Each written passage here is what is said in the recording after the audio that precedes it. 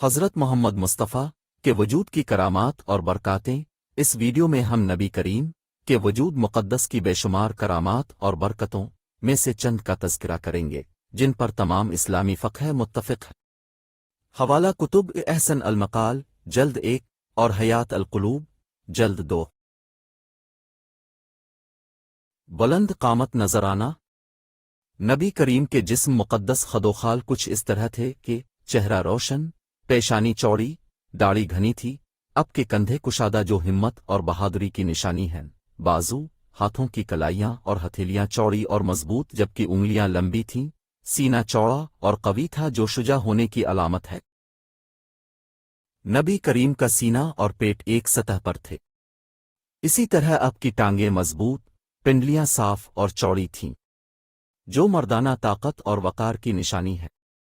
نبی کریم کی رنگت سفید گندمی اور ہلکی سی سرخی مائل تھی۔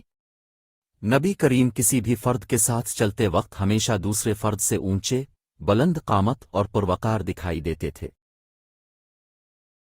ماہر نبوت۔ پیغمبر اکرم کی پشت پر ماہر نبوت کا نشان سورج سے زیادہ روشن تھا۔ ختنہ شدہ۔ نبی مکرم ختنہ شدہ پیدا ہوئے تھے، اور دیگر روایات میں ملتا ہے کہ اب سے قبل سابقہ تمام انبیاء ختنہ شدہ پیدا ہوئے ہیں۔ نجاست اور بدبو۔ رسول کریم تک کوئی نجاست اور بدبو نہیں پہنچی۔ نبی اکرم کے جسم سے اخراج شدہ پیشاب و فضلہ کوئی نہیں دیکھ سکتا تھا، کیونکہ زمین کو حکم الہی تھا کہ اسے چھپا دے اور زمین چھپا لیتی تھی۔ سواری کے جانور۔ نبی کریم آمد و رفت کے لیے اونٹ، گھوڑے، خچر اور گدھے وغیرہ کو سواری کے طور پر استعمال کرتے تھے۔ اب کے وجود اقدس کے بے شمار کرامات و معجزات ہیں، ان میں سے ایک یہ بھی تھا کہ اب زیر استعمال سواری کے جانور کبھی نہ بدگتے تھے اور نہ ہی بوڑھے ہوتے تھے۔ مخلوقات کا تعظیم کرنا۔ تمام مخلوقات جو نظر آتی ہیں اور وہ مخلوقات بھی جن کو ہم نہیں دیکھ سکتے، سب کی سب نبی اکرم کی تعظیم کرتی تھیں۔ چاند و سورج سمیت ہرشی اب کی تعظیم کرتی ہے۔ مکھیاں یا دوسرے حشرات الارض نبی کریم کے جسم مبارک پر کبھی نہیں بیٹھتے تھے۔ بادل کا سایہ۔ جب نبی کریم دھوپ میں اپنی ذمہ داریوں اور دیگر امور زندگی کو انجام دیتے، کھیتی باڑی وغیرہ کرتے تو ایک بادل اب پر ہمیشہ سایہ فگن رہتا۔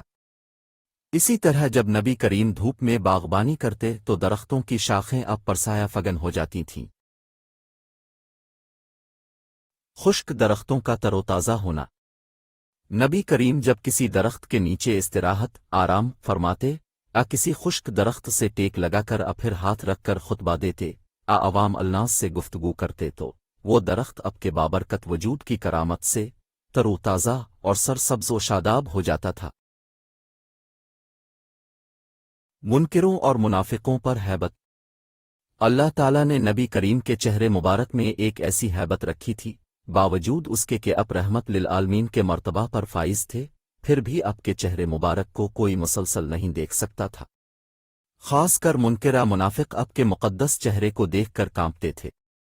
اس کا خوف کافر 2 دن کی مسافت کے بعد بھی محسوس کرتے تھے۔